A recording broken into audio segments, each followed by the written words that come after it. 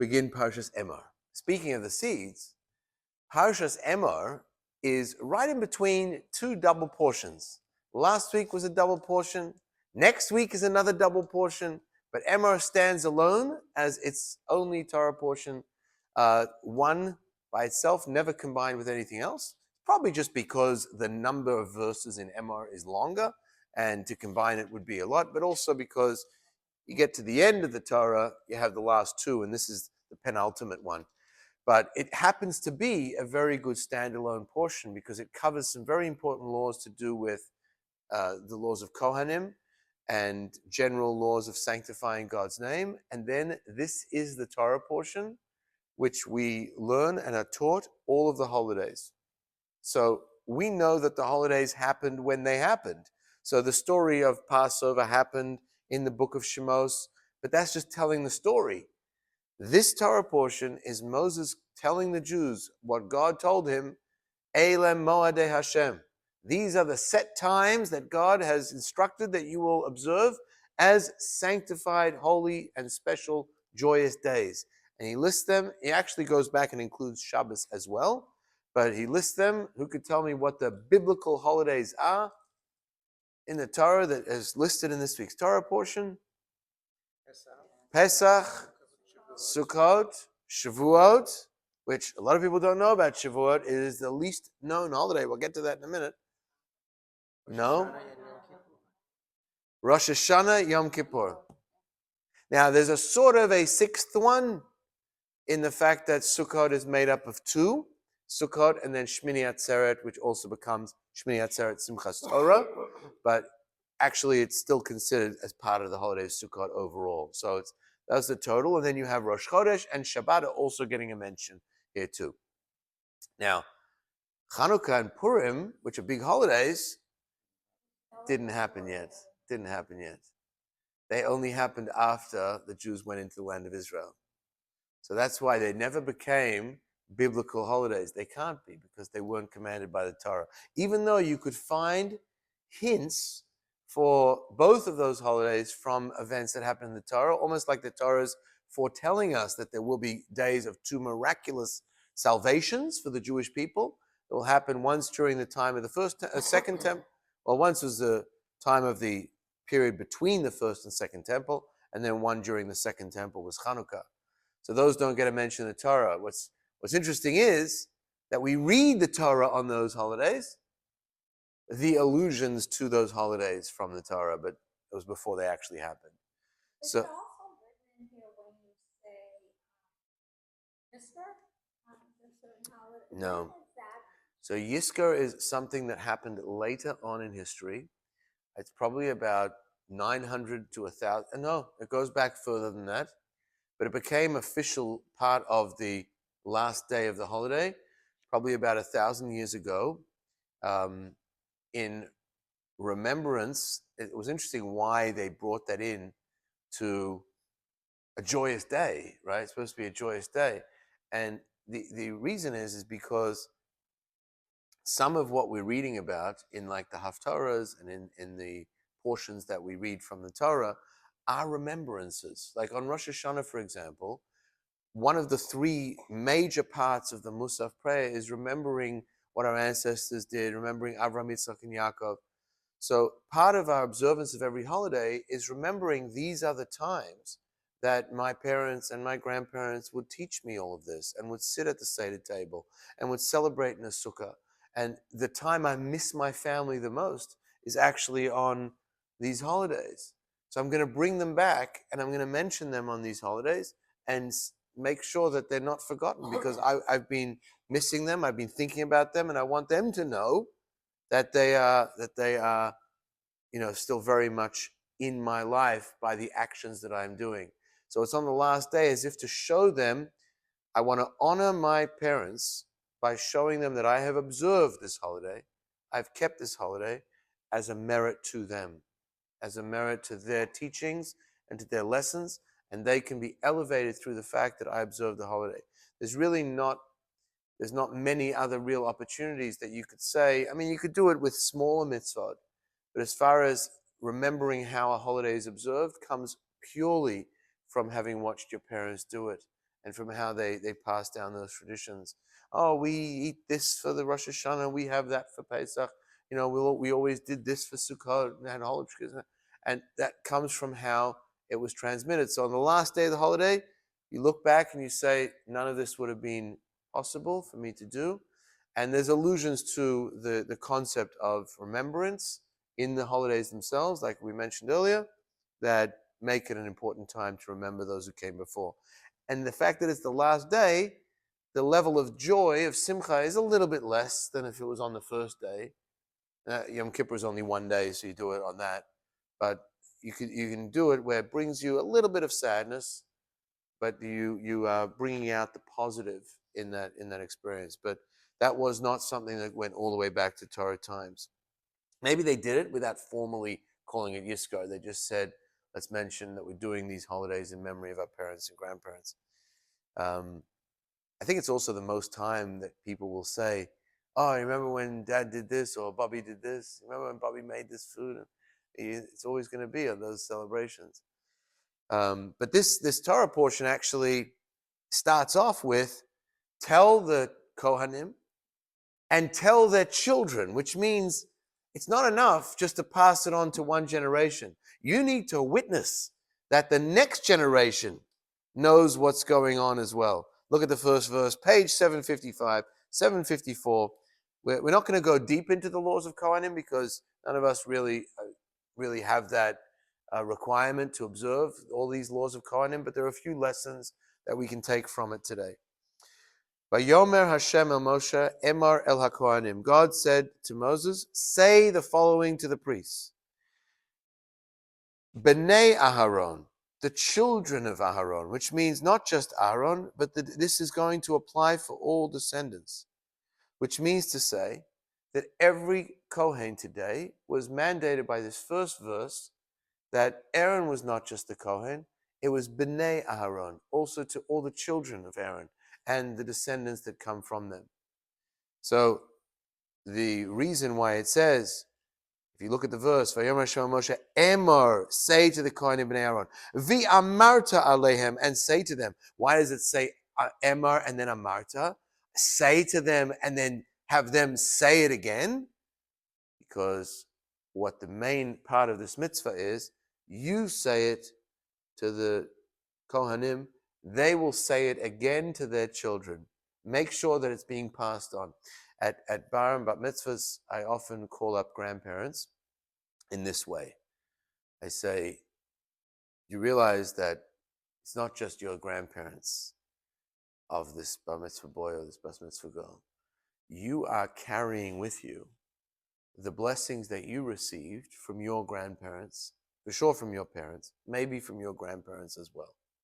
So you're bringing up to give this blessing 100, maybe 150 years of people and their experiences of what they shared with you. And what you're going to give is going to be passed on by your grandchild to their children and to their grandchildren as well. So the period of time of Jewish history that this blessing that you're giving now is spanning is about 250 years. That's the quintessential midar ladar, that it carries on, because you could still hear, I say that you could still hear your grandparents talking to you. And when were they born? And she's going to hear you saying this, and as will her grandchildren. And so one of the most important things in Judaism is that it never broke the chain. We never broke the chain. The chain was always continuing. And that's the power, really, of what the mitzvah of passing on to the next generation. And you don't know for sure if they're going to do it. You don't know for sure how it's going to work out. But when it does, it's the really most beautiful nachas you can have, to see that it's going to continue on after you. And as it did your parents and grandparents and great-grandparents as well. So this is really the only time in the Torah where it says a specific mitzvah is not just given to the Jews at that time. Amarta, Emor ve'amarta. Say it to them in a way that they will say it again. Make sure that they say it a second time to their children even after we're gone. So what are these laws? All the laws of Kohanim and all the laws of the priesthood, which they should abide by. Things that they can't become impure. This is why I don't go to funerals unless it's in a very specific distance away from the gravesite, because part of the laws here of Kohanim is you shall not defile himself by a corpse. People ask me this all the time. I get a lot of questions that sometimes people just don't, it doesn't make sense. Rabbi, you can come here, but you can't go there. You can, but then in the room, the coffin is all the way over there. Why can't you stand 6 feet away from the coffin? I said, because in a room, it's different. The room covers the entire area inside the room. When it's outdoors, it's only distance. Oh, right, I don't understand. Well, one individual, and I mentioned this last year, had a plot at Memorial Gardens in Boynton Beach, Eternal Light in Boynton Beach off 441. And his wife passed away. She actually passed away very young, sadly. And he wanted me to do the funeral. And I said, but I looked at the picture of the bird's eye view of the plot. I said, I can't get in there. I can't. Even if you do graveside, I can't get that close. So what's it going to do? I said, if I can do it by the road, I can stand by the road, or if there's an open area, I can stand 6 feet away. And he calls me back like a few hours later and says, I bought the roadside one. We switched it. I think it was like an extra 30,000 or something. It was like crazy numbers. But he said, he switched it because I needed you to do the funeral. I needed you to do this. I was like, whoa. But that was pretty crazy. And he bought two, one for his wife, one for himself as well next door. But yeah, it's very hard for a Kohen to officiate. In Australia, they actually have, there's so many rabbis who are Kohanim, they have this really cool thing. They have, it's not cool, it's all in the sad, necessary thing, yeah. They have, in the chapel, they have a glass wall, from top to bottom, a glass wall, and either the body, the casket is in that glass area, so it's in a separate room, just everyone can see it, or the rabbi goes there, and the casket is with everybody in the hall. But then either way, you could see the rabbi talking. He's just behind the glass wall. The speakers are in the hall. Yeah. The circle. My cousin passed away. I remember there were Kohanim. Yeah. They kept the casket glass, sort of. Right. People were allowed to come in. Yeah. So then the Kohen can come in. But that was just the ceremony. It wasn't that actual. Right. He got buried in Israel. Right. They did this to the Levaya. You have some Kohanim in your family. We found that out. Yeah. But that was the limitation on Kohanim, not to become spiritually impure, as we discussed in a previous class, what that really does to the energy and the soul, even though we can't tangibly feel it. But you may defile yourself, it says, to bury close relatives, which again, the Torah is implying very strongly that the responsibility that we have to our family, nothing can stand in the way.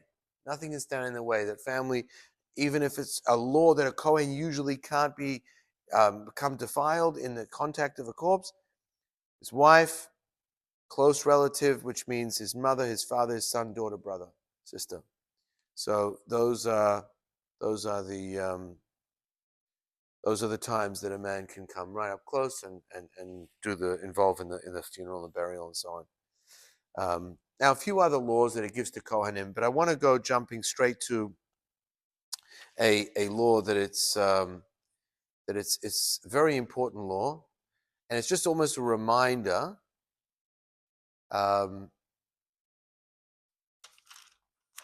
It's a few times in this week's Torah portion. Verse number 6, 755. Beyond the obligation of all Jews to be holy, they must be particularly holy to their God and must therefore not desecrate God's name. So this is now not just talking to the Kohanim anymore. It's talking to everybody. And there's another place where in this week's Torah portion where it says it again, but even adds a little more to it. Let's let me show you where it is. Verse 32 on page 765. Second time, almost repeating verbatim, identical words, but it adds a little bit more. You must not desecrate my holy name, top of the page 765, verse 32. You must not desecrate my holy name. And then it adds, I may be sanctified, so that I may be sanctified among the Israelites. I'm the God who sanctifies you. This is the mitzvah of Kiddush Hashem and the prohibition of Chilul Hashem. You may have heard people say, don't make a Chilul Hashem. Don't make a desecration of God's name. Well, that's pretty directly related to commandment number 3 of the 10 Commandments of don't say God's name in vain. Don't use that word unnecessarily or in a bad way. But here we're talking about, as a Jew, walking around knowing that people are looking at you, the public is aware that you're Jewish and that's your Jewish status. Do not desecrate God's name by acting inappropriately. And sanctify God's name by showing the world this is how a Jew acts. It's a mitzvah that we have no choice to keep. It's by the virtue of the fact that we are born as Jews, we are we're a walking desecration or we're a walking sanctification. We can't say I'm out. We can't say I didn't choose this. It's not my problem. No. You're walking down the street, you're a Jew, especially if everyone knows, especially if it's someone told me once, they go to certain places, they put on a cap. That way no one knows that they're Jewish. I once saw, we were staying at a hotel, and there was somebody went to the casino, a Hasidic Jew, and he put his payas behind his ears and he put on a baseball cap, and he still tucked his tzitzis in. He's still got his long beard and come on, everyone can tell, like, you're not hiding from anybody. But it was like as obvious as day. I said Shalom Aleichem to him, as I walked by. So, but sometimes people will try to show that no, I'm not doing anything overtly Jewish, because they know that if they are and they're seen in a bad light, it's a desecration of God's name, and the opposite is true. So when we hear stories about whether it's Madoff, whether it's Epstein, whether it's Weinstein, who are some of these people who we don't even know for sure that they're all Jewish, but they're Jewish to them. They have Jewishness to them, right? So that right away, it makes our skin crawl. It makes us feel like, what are you doing? You're taking all of us down, right? You're making us all look bad. And we can't, it's very hard to split hairs. And Hashem says it. Whether you like it or not, you're bringing me down. You're taking me and you're saying, hey, Dave, evening. You're taking me and saying, this is what God's people stand for. This is how they act. But the other side of the coin, when you do something publicly to sanctify God's name, I think you can sit at the head of the table if you want to. Okay. Well, Randy's there. Oh, she's in spirit tonight. Okay. We'll see if anyone wants to represent her in the comments to chime in. Yeah. Right. Let her know. So I'll give you an example.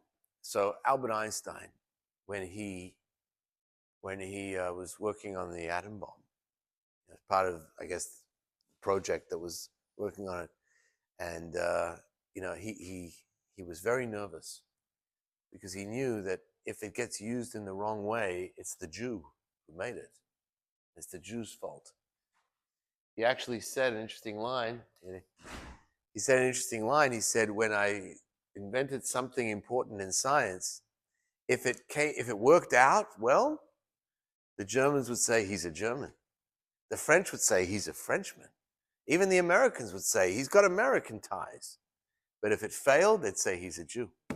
That was his fear. He would always, mention that line. But the idea that we walk around with a little bit of a conscience, knowing that our actions are not only ours alone, that it carries tremendous weight. If God forbid, someone in the community or someone does something that's not, legal or not proper, it's not only them, it's not only their family, it's the whole community. It's Hashem.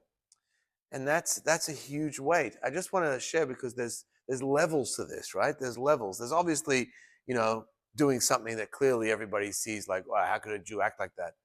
But then there's even levels to how much to sanctify God's name, like how far one should go in the process of sanctifying God's name.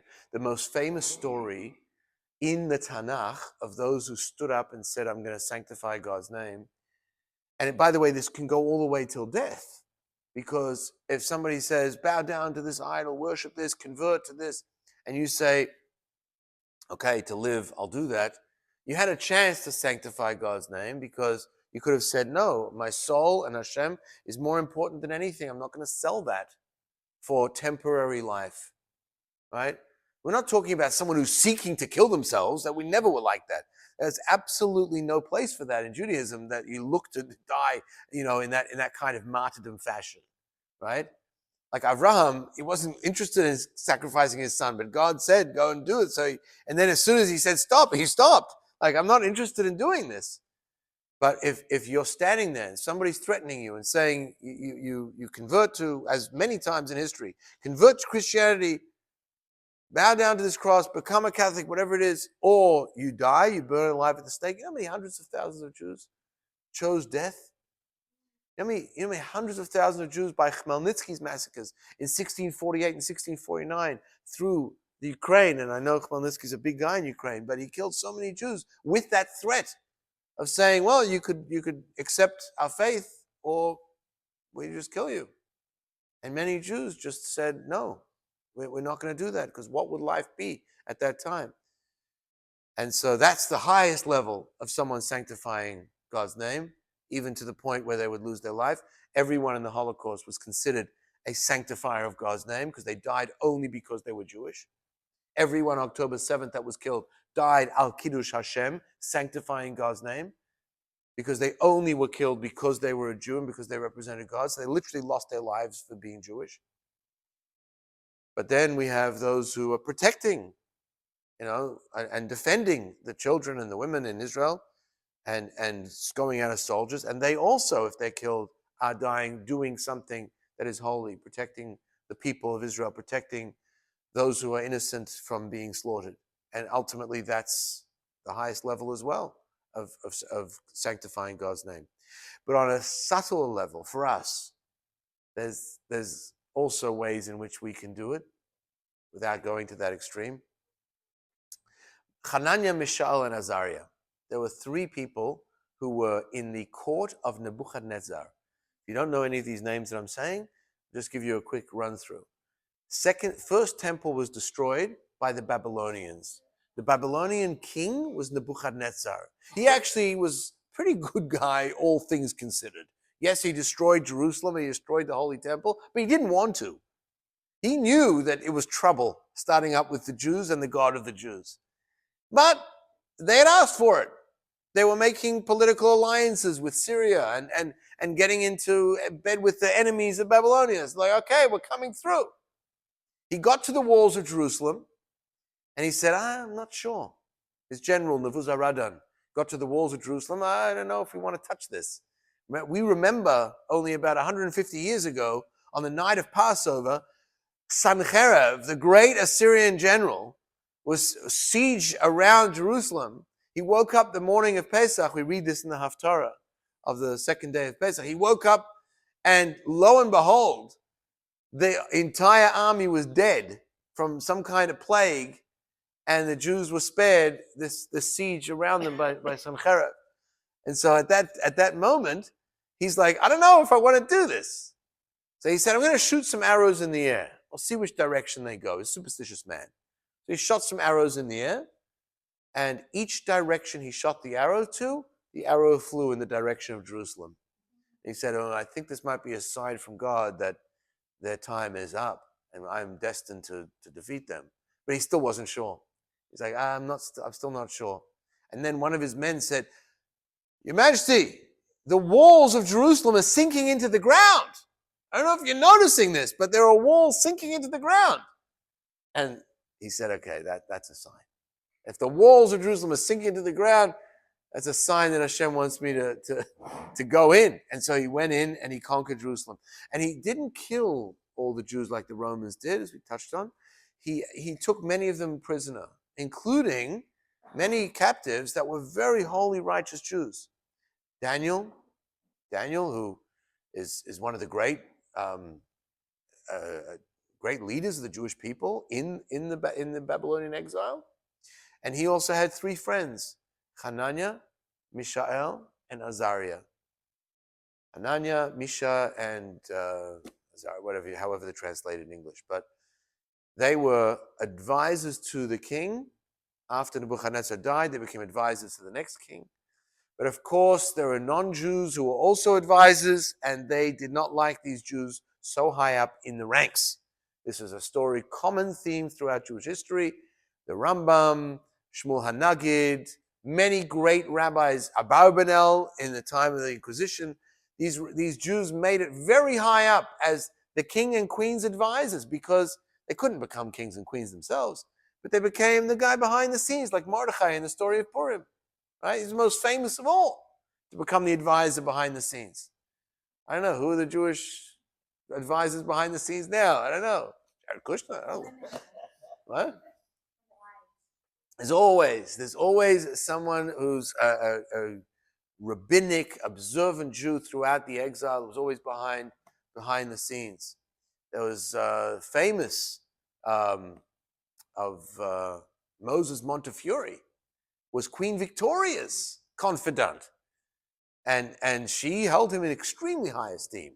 There are many throughout history that fell into this role, but there were always non-Jewish advisors that were extremely jealous of the Jew who was high up in the ranks. And so they always plotted. And at that time, the Babylonians plotted and said, we're making an idol that everyone has to worship of the Babylonian king. And everybody has to bow down to it. And the king's like, okay, it sounds good to me. That's their new idea. But of course, they made a rule that whoever doesn't bow down to it is thrown into a fiery furnace. And they went around and everyone's bowing down to this new big idol unveiled in the middle of the city square. And of course, who were there were called to come as well? Hananiah, Mishael, and Azaria. And it says that they came in their royal garb, dressed in their fanciest clothes that they would wear in front of the king. And when they didn't bow, the king was like, oh, what did I do? Can't believe I listened to these guys. Now I have to follow my own edict. There's nothing I can do. And they threw them into the fiery furnace. Hashem heard their prayers and they were spared. Just like Abraham, not burned from the fire, miracle. And at that point, they realized these aren't ordinary guys, and they let them live and they let them keep their position. Now, as it turns out, there were still questions on the story. Why, if they knew that they weren't going to bow down to this idol, did they come dressed in their fancy garb? Almost like a little bit of like a tease. Like, oh, we're coming, but we're not going to bow. But we're going to be looking like we're going to bow. And the answer that's given as to why they did that was because they knew that they would be held in front of everybody on this kind of public spectacle that would take place. And they wanted to be seen as not just Jewish, but proudly Jewish, what they stood for, who they represented, how they acted and conducted themselves, that in their dying moments, in front of the entire country and the world, they would see Jews who would be standing there in their royalty and not in their shame.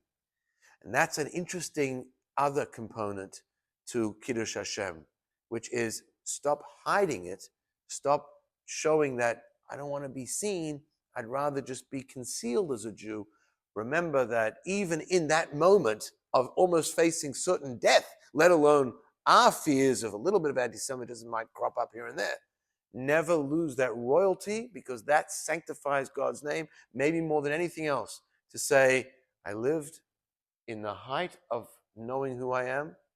I am the people who received the Torah at Mount Sinai, descended from greatness. Greatest story the world has ever known. I'm part of that. I'm not going to hide. I'm not going to shrink. I'm not going to cover that. Later on in history, there was a man by the name of Rav Schwab.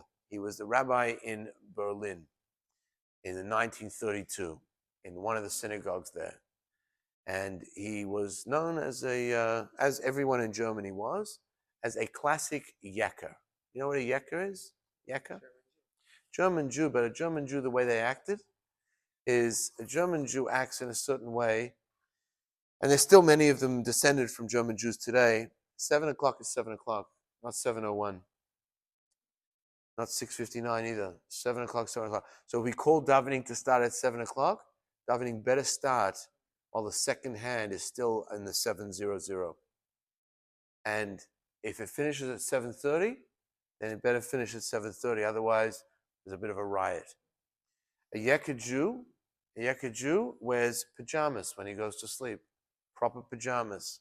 Gets dressed the same way, nice clothes, everything tied, everything perfect.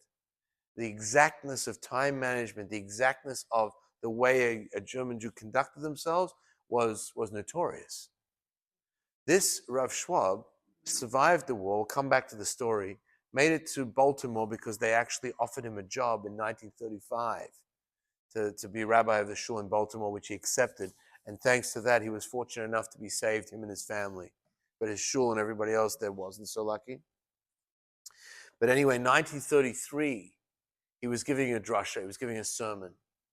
And in his sermon, which he would give in Yiddish, he said, a Yid is not allowed to be someone who follows the mitler. He said the mitler, the middle path. The middle path. What does it mean, the middle path? It's like not this and not that. You know, nishta here, nishta here. You got to take a stance. You got to be. That was his speech.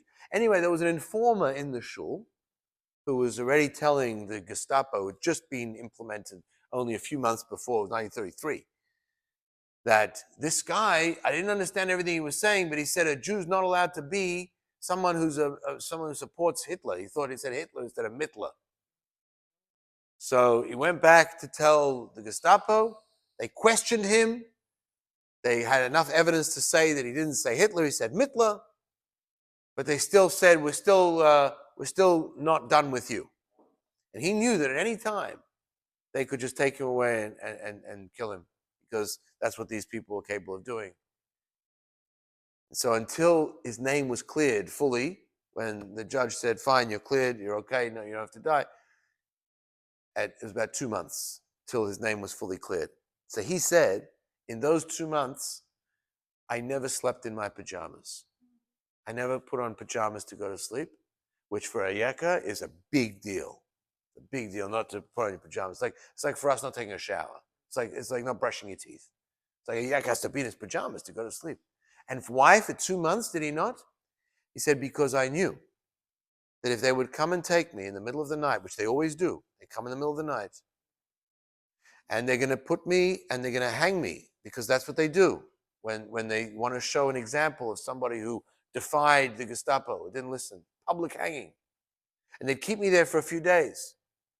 For me to have been taken in the middle of the night wearing my pajamas, and for all the Jews in the whole town to see me hanging there in my pajamas, would be such a shame and embarrassment to the rest of the Jewish people, that I said, if I'm going to be hanged, and if I'm going to be put in that position, I'm going to be wearing my clothes. Exactly like Hananiah, Mishael, and Azaria in that story.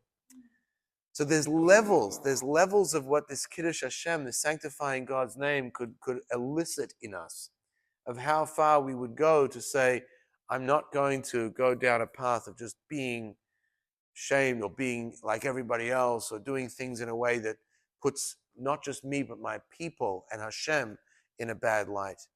And that's twice in this week's parsha. So we have to really make a point to think, what can I do to fulfill the positive mitzvah, sanctifying God's name? And by the way, some people say, I don't want people to know. No. It's a mitzvah to sanctify God's name. Some people don't like having their names on hospitals, their names on buildings and things. It's a Kiddush Hashem. It's a sanctification of God's name. When someone sees that someone publicly is coming out and giving charity and being generous and doing things that are proper and kind, they say, oh, that's the Jewish people. That's how the Jewish people act. If it's going to be the other way, you know they're going to say the same thing about the Jewish people acting that way. So we have to really make a point to allow it to be seen, allow our good actions to be seen and acknowledged by those in the world, by those around us, so there can be a sanctification. Not talking about bragging and being boastful. We're just talking about leading in that way that people see this is how a Jew acts, this is what a Jew does. And I'm sure there have been times that you felt that sense of I carried myself in a proper way, and that represented Judaism properly. I'm happy inside that I did, because people will say afterwards, I know that Jewish person, and they really conduct themselves well. So I think it represents the Torah, it represents the Jewish people, it represents Hashem. So that's like you right. wherever you go. Or maybe some have it more than others. But I've seen people who've gone to Yehupitzville on trade shows or business deals, and there's not a Jew in sight. And they do something like put on tefillin, or they do something like open their kosher box or something. And people are like startled by it. Like, what are we doing? And then they start to become like almost like impressed. And they're like in admiration of like, this guy he's a real deal.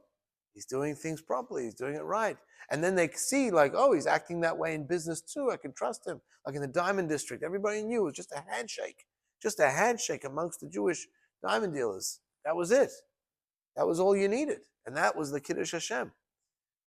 So some have it more overtly, obviously, like maybe like myself. I know even if I'm walking home from shul, like, by the way, I just want to tell you, the city officials have shared with me on numerous occasions. We get a lot of feedback of the Jewish people going home from shul on Shabbos, whether it's scootering, pushing the strollers, walking, and overall, it's extremely positive. Like, people love the friendliness, love the children's involvement, love the respect for the other, the roads, and not just, hogging, certain sidewalks and areas. They're very appreciative of it, and they acknowledge it as a positive thing.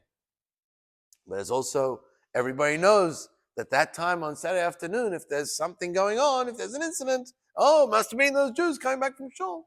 Must have been something. So you're almost like on this like standby, like to be aware that that you're being watched. The Jews never had an issue with being watched, by the way. Religious Jews especially. You know how people say like today, Big Brother's everywhere, and there's not a place in the world you can go without cameras honing in on you and catching what you're doing, right? But we never had a problem with that. Like, we knew because Hashem's watching us all the time. So Hashem's watching all the time. What does it make if a camera's watching? What does it make if surveillance is on me? Hashem's watching me, so whatever I do, it's like, I'm not going to take that because Hashem was watching. I have to check around, make sure there's no cameras. But there are cameras everywhere. And that's the thing why we have to be even more careful about this mitzvah. So that's the mitzvah of Kiddush Hashem, sanctifying God's name. And don't think it only applies amongst the Gentile world, even amongst the Jewish world as well. It's very easy for people to say, oh, yeah, those Jews. This week in the Falls, there was a hostile, to some degree, meeting at the Homeowners Association. You heard about this? And there was Jews saying about the more religious Jews, you people. Like you guys trying to do this, trying to do that. Why? Because there's now about 50 religious families in the Falls, and there's a cafe at the clubhouse. And you get a stipend every week that to use at the clubhouse. Part of your dues go towards giving you a stipend. It's like $100 a week or $100 a quarter, something like that. I don't know what it is. But the Jewish people are always like, we can't buy anything. We're kosher. Now we're not just 1, 2, 3 people. And we can't use our stipend. And every month we can't use. So we're just asking for some kosher options, or there can be a kosher section to the cafe.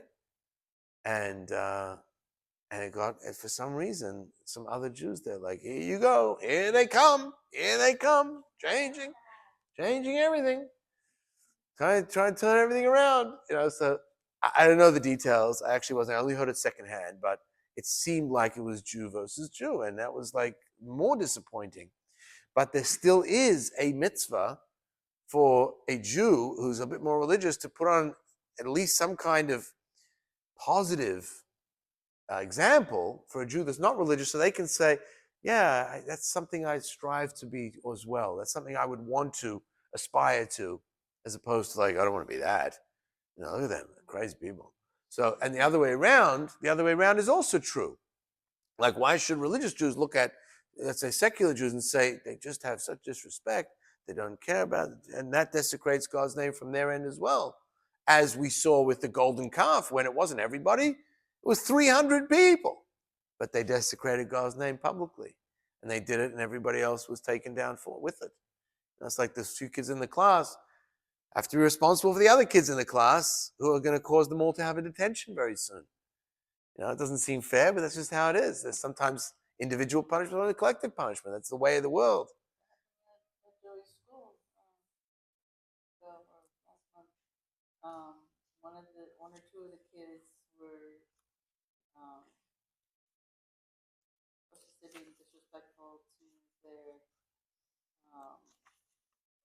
not the teacher, the PE, the coach, the black man, and of course my son had nothing to do with it, but they took the whole class, and it was at the end of school, so they all were given a talking to, and the culprits, the ones who actually participated, actually got suspended for 2 days.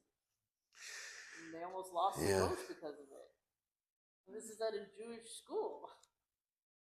Yeah. No, they would know better. It's held to a higher standard. Look, kids are still kids. Kids are still kids, and there's going to be errors, there's going to be mistakes. But we are taught from a very young age that I'm very sorry, but you will be held to a higher standard.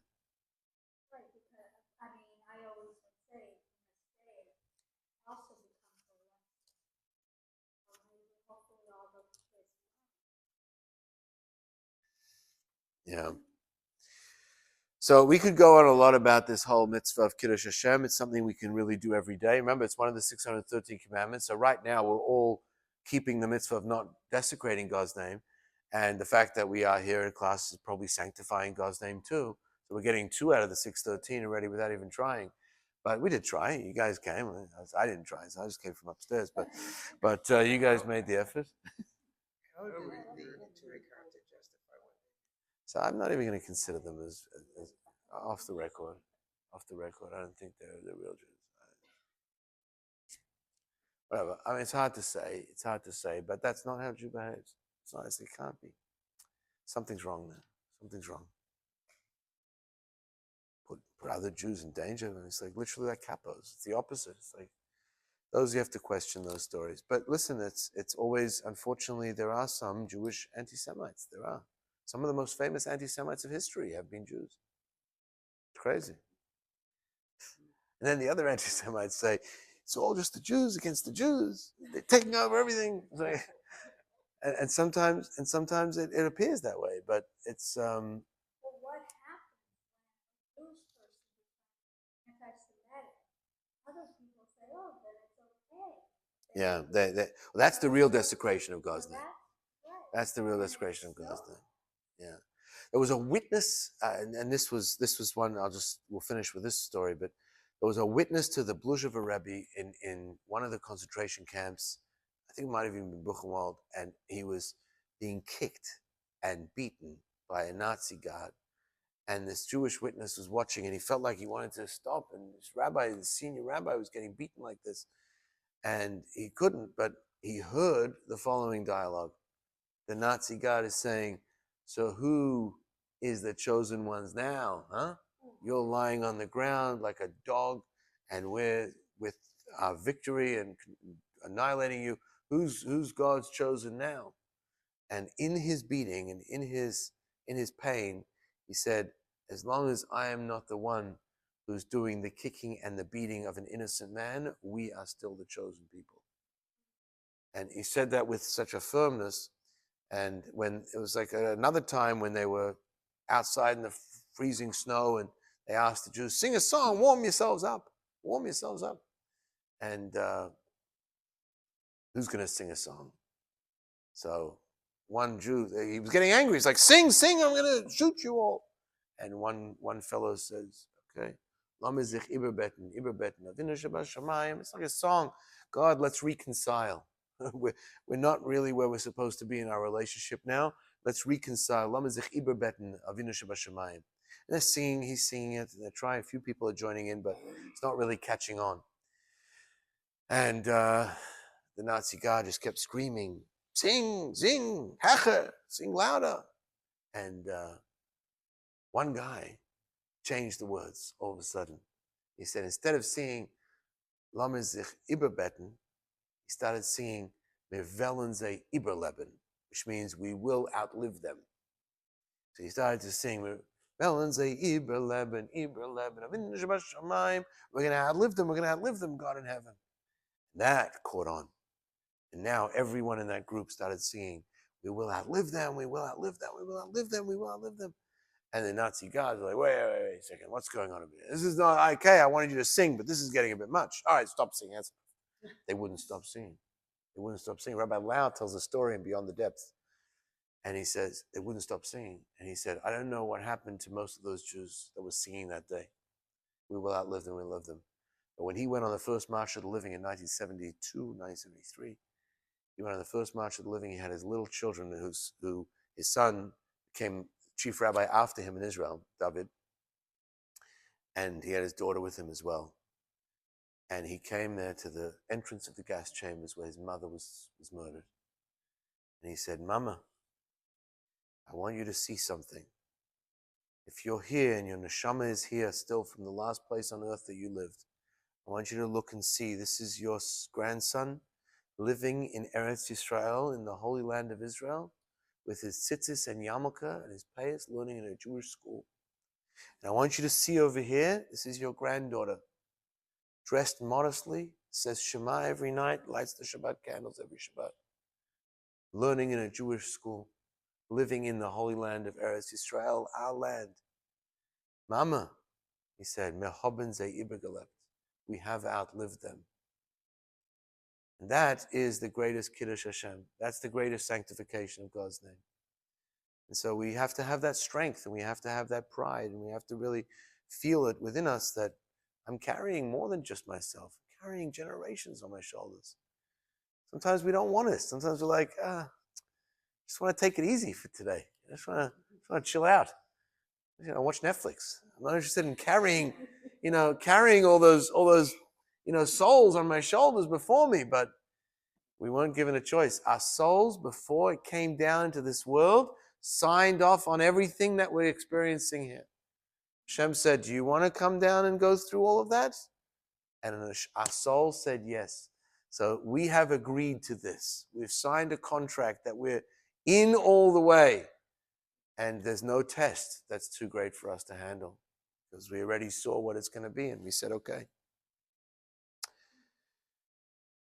One more point that we can bring out today in our few minutes left is a restriction on the Kohanim who were serving in the temple. This seems a little unfair. I never felt comfortable with this particular law. On 757, that there are certain limitations on a person's physical status that disqualifies them from being a Kohen. Look at verse 17. Speak to Aaron saying, this is page 757. Speak to Aaron saying, any man among your descendants throughout the generations that has a bodily defect and will be presently described may not approach the altar and offer up God's food. It's not proper that a man should have this defect approach the altar. Blind man, a lame man, a man whose nose is sunken, whatever, mismatched limbs, all sorts of descriptions of physical ailments, right? There's pretty graphic ones there too. Yeah. So this as it would probably you say, wait a second, isn't there a place in Hashem's heart with love for those who are less fortunate, those who are crippled, those who are disabled? Wouldn't that be something that Hashem would say, you're closer to me? It's a friendship circle mother that I'll never forget, years ago, saying this to me when I asked how she manages through life with the struggle that she has, and how in awe I am of her abilities to keep going. She says, No, I don't look at it that way. I look at it that God gifted me the most amazing neshama, the most amazing soul, because my child is a walking mitzvah magnet. Everywhere they go, people are doing mitzvahs and kindness. There's no one else in the world that attracts so many mitzvahs as my child, and for that, I know his neshama must be on a high level, an extremely high level. So what a gift! Now, if a parent can see that, kol hakavod, to see that their child's neshama is like literally producing mitzvahs from strangers, from friends, from everybody around, more than anyone else. Maybe even more than great rabbis are producing mitzvahs. We're trying to convince people this child automatically is getting everyone to smile, to help, to hold a hand, to play, to do everything, brings out the best in everyone. It's a mitzvah magnet. So, There's a plug if you ever want to get those stuff. there you go. And I just had There you go. Absolutely. No, it is. It's pure. It's pure. It's pure goodness. So that's one way of looking at it. But if that's the case, then how could we say that, oh, well, those individuals would be disqualified, and even less than disabled ones would be disqualified from serving in the Beis Hamikdash? So I'm going to finish with this because I think this is such a key to understanding Torah. So this is Samson Raphael Hirsch gave this explanation. And you know, there was a chumash that for many, many shuls, for many years used the Hirsch chumash. Samson Raphael Hirsch chumash. He's got his translation, his commentary. He was also a Yakisha rabbi who ended up going to Austria and was a phenomenal leader of what became known as modern Orthodoxy, even though he wasn't modern Orthodox himself, but it led to that education in the secular world while being Orthodox. Very, very powerful man. So he taught as follows. He said, you got it all wrong. There were only a limited number of Kohanim who could serve in the Beit HaMikdash because it's only a limited job, and you had thousands of Kohanim. So what did the Kohanim that didn't serve in the Beit HaMikdash do? They went to town, inspiring and teaching the Jewish people Torah. They were the rabbis. They were the rabbis of the communities. Every other tribe was working the fields, was doing their jobs, was doing their labor. And these Kohanim and Levites too, but these Kohanim would go around and they would inspire people. They would be teaching as they went. And who better to teach people about Judaism and about how to overcome challenges and about how to deal with crises in life than somebody who's not just a religious man because they're a Kohen and they're very spiritual and holy, that the people would say, you can't relate to us. You're on the ivory tower. You're in the Kohen status. You don't know what we deal with. And these Kohanim who had some kind of disabilities would come and say, no, I know exactly how you feel. I've struggled through life too. It's not given to me on a silver platter with God's special status and all the food given to me for free. I've had to struggle as well. I deal with these issues.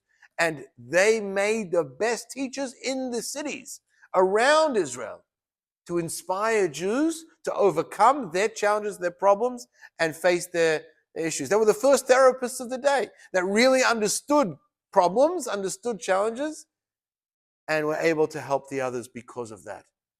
There's no substitute for somebody who has gone through something to help and understand and feel somebody else's pain when they're going through it too. So that's why they were given that job.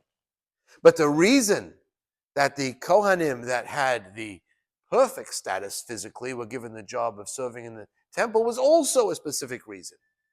And that is, you may think that the only people who need religion in the world, who need God in the world, are people who are suffering, lacking, devoid of something, when everything's going well, when I'm perfect, when I am great with everything in my life, I don't need God. And many people are like that. When they're top of their game and everything's amazing, I don't need Hashem, but I'll come to you, Rabbi, when I've lost my job, when I need help, when health is failing, when I'm getting the divorce, and that's when I need help. I need a God then to help me. So everyone says, that's why Freud said religion is the opium of the masses.